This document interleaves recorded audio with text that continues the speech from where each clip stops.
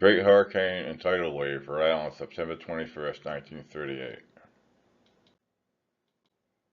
On the afternoon of September 21st, 1938, a hurricane of subtropical origin whirled out of the Atlantic Ocean and struck the northeast shore of the United States at Long Island. It advanced with ever-increasing wind and velocity, and Rhode Island stood directly in the path of its dangerous semicircle.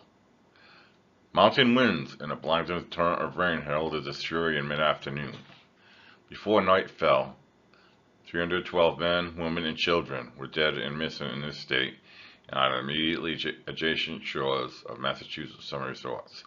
$1 million, or $2,228,191.49 of damage in today's money, had been wrought from Wesley to Seconic Point and inland. Entire beach communities had been wiped from the map.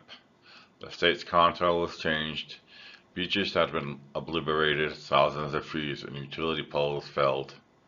Yacht fleets smashed, sunk, and flung upon hundreds of feet beyond high water, and the streets of downtown Providence buried to a depth of 10 feet and more beneath the waters of the bay.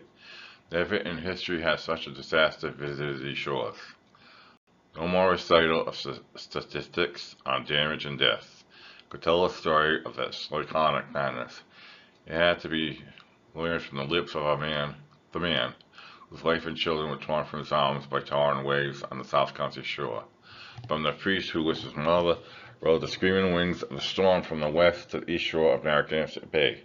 From the mute but eloquent sight of the drowned body of a man on Westminster Street in the business section of Providence.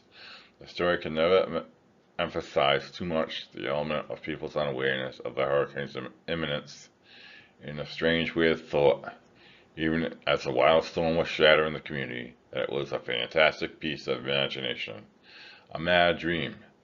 It was so alien a thing, an anachronism that did not belong here in the northern latitudes.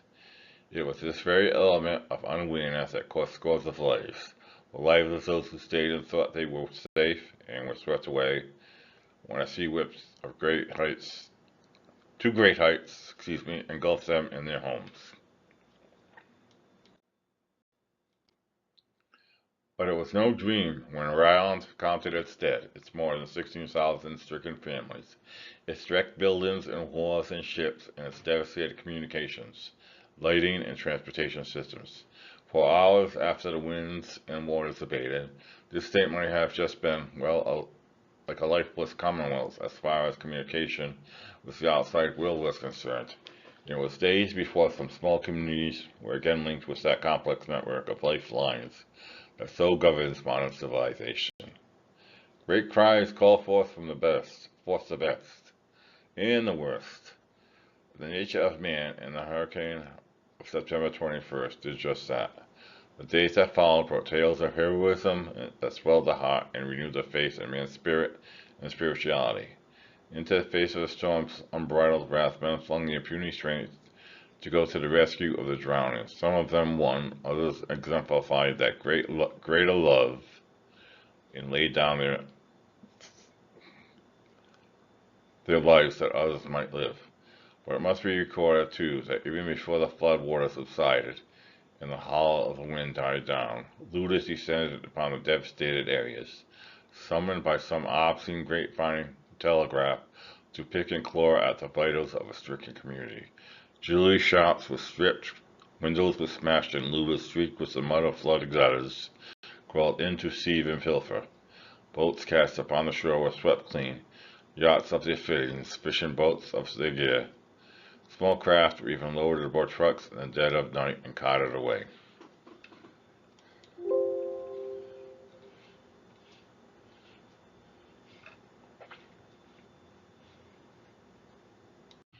At 3 o'clock in the afternoon of September 21st, the Weather Bureau here reported winds of 40 to 45 miles an hour.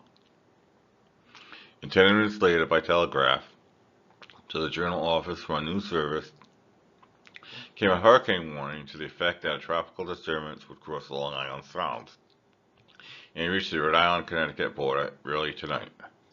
In Providence, pedestrians were then having difficulty keeping their footing. Trees began to crash, Telephone and electric light wires were down in 100 spots. The utility companies were flooded with calls.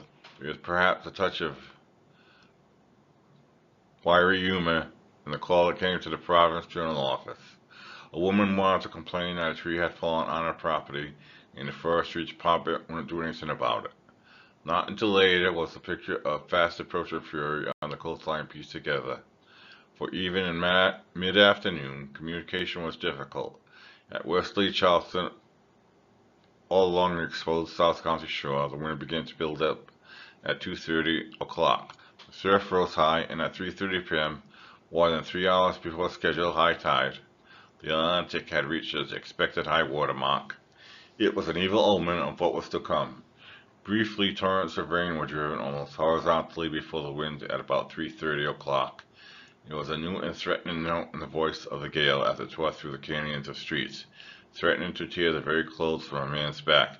People began to realize that here was something more than a September blow, an equinoctial storm, a line storm as old-timers called them. Windows began to bulge inward, lights flew from roofs, roads in every part of the state were blocked by great fallen trees. When a piece of the public library roof went flying, and like happenings were duplicated in 100 places over the state, terror flew in on the wings of the wind, and the state began to know it was presenting its face to a new thing that struck fear to the heart.